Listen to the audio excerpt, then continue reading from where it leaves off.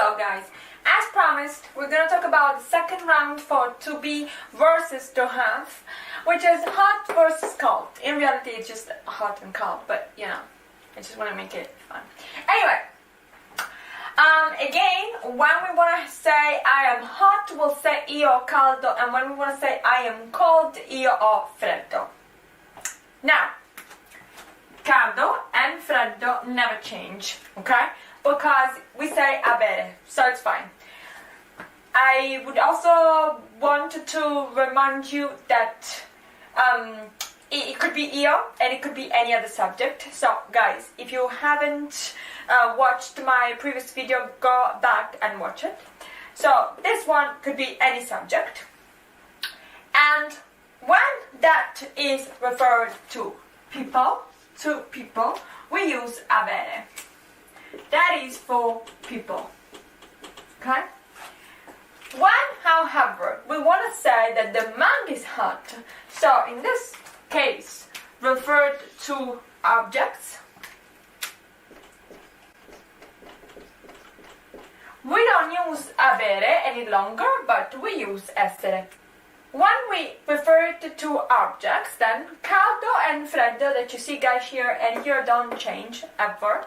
Here will become adjective. In other words, I will have four endings, right? So I will have caldo, calda, caldi, and calde. And again, if that were fredda, right, I will have freddo, fredda, freddi, fredde.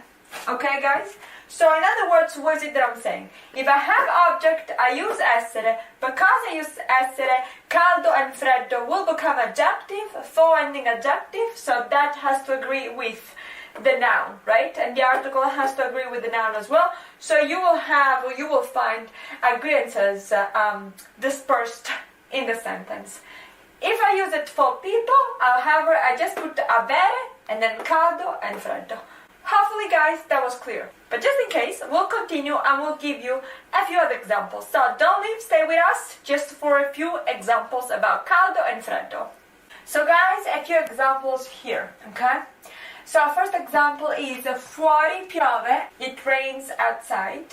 Lei ha freddo, she is cold.